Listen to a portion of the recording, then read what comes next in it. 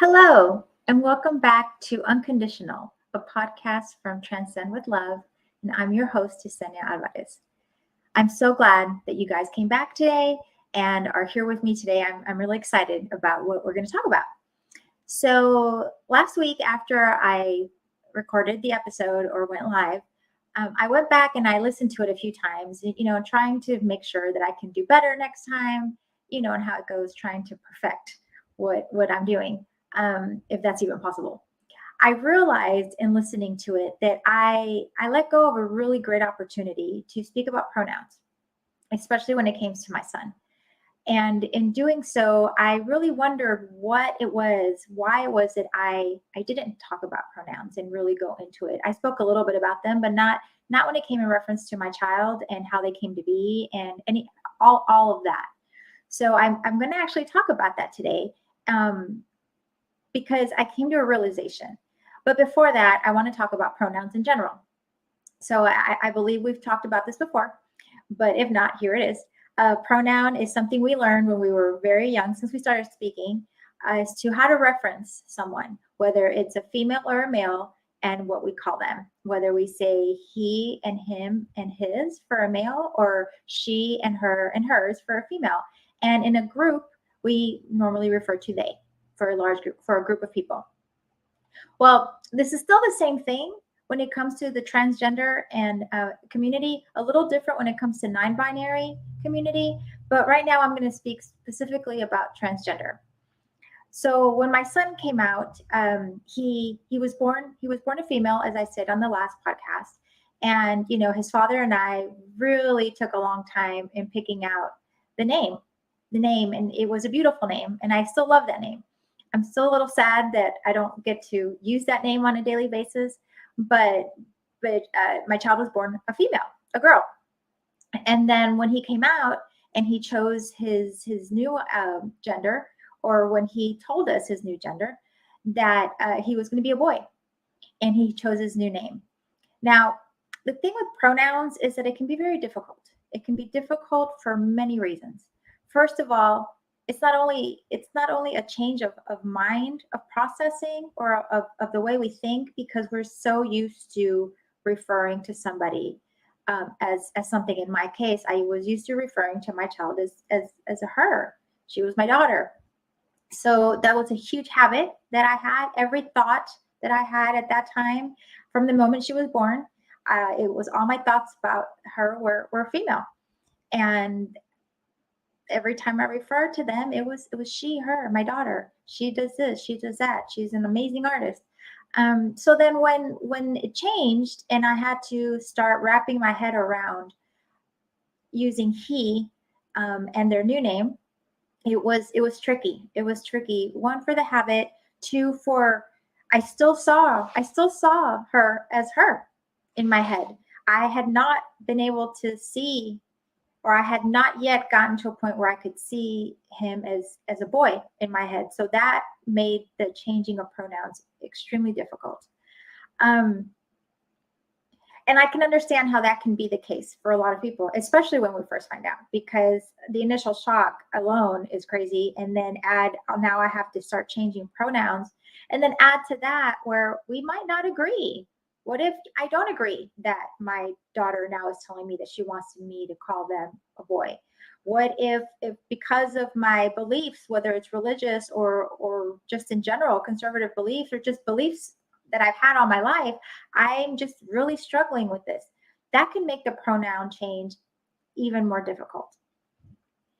So I want to explain to you, I think now, why I didn't really go into this last week. Last week being my first episode, I was nervous, I was scared, I was excited, but at the same time, I was trying really hard to be respectful. I was trying to be respectful not only of my son, but also respectful of my family, and really honestly also respectful of everybody that was going to be watching this, because I know that there's going to be so many different people that watch this, and that not all are going to agree with changing pronouns and just what that looks like, or some are going to be all for it, some of them are going to be like, I don't know, and others are just going to be completely against it. So I was trying to be really respectful. But in doing so, I realized that I missed an opportunity to really talk about it. So as I stated before, my son was born a female.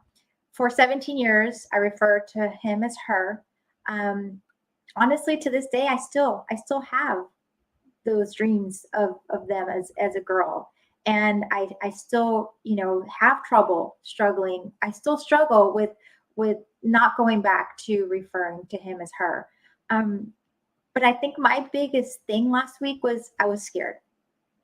I'm completely honest and vulnerable right now. I was scared. I did not want to offend him. I didn't want to offend anybody. And I'm recognizing that that's not what I need to be doing on this podcast. I definitely don't want to offend him. He is my child, and I love him just as he is, and he will always be he to me from 8 years ago to now. He has been and will always be he. But at the same time, I need to also speak to the parents that are not there. And so in doing so, I missed that, and I want to apologize. So I want to talk today a little bit more about this. When it all happened for me, I immediately tried to support my child. I was in a position where I had been around the LGBTQ community before, and so it wasn't as shocking to me, although I was shocked that my son was transgender because I hadn't seen any signs of that. But I was already semi an ally, what you would consider, for the LGBTQ plus community. An ally meaning that I respected them, I accepted them for who they were. I didn't necessarily sit down and try to convince myself to agree or disagree. I just believed that they were human and children of God, and they deserved all the rights and respects and love that anybody else did. So when my son came out, and it really hit home, I really had to struggle and come to terms. I struggled and came to terms with the fact that this was now in my daily life. It was something that I was going to have to deal with. I never allowed myself the chance to really question myself and how I felt about it. I immediately went into, okay, this is what he wants me to say. This is how I'm going to say it. And I'm just going to keep practicing and practicing. I had a conversation with him about excusing me and giving me grace because I would be making mistakes, which he was very kind about and said, absolutely, I understand. Just the fact that you're trying means everything to me. But if I sit back and I realize if I had sat down and really, really let myself think, I would have started to really have to process my thoughts and my beliefs and my hurts, because I basically was letting go of this vision, of this version of this child that I thought I had, and in order to accept the same child, but a new version of them is how I saw it. So the pronoun thing was tricky. And then add to that the having to have the conversation with family and friends about the pronouns. That took a while. It did. It took some time because it's just not easy. You're scared, or my family's going to say, I immediately, my sister and my good friends came, with me, and they were really trying to be supportive, and they didn't understand, but they said, we're going to do this because we love you and we love him. But then there was also relatives that did not, and family that did not. And it was hard. It was hard to see my child upset because others that he loved and loved him weren't accepting him. But at the same time, I was trying to also be the middle person because I understood what they were going through. I just wasn't giving myself the luxury to feel it, to explain it, to ponder it. I just went with it. Whether that was right or wrong, I can't say. I wish I would have done things differently. I wish I would have given myself some time to really sit with it.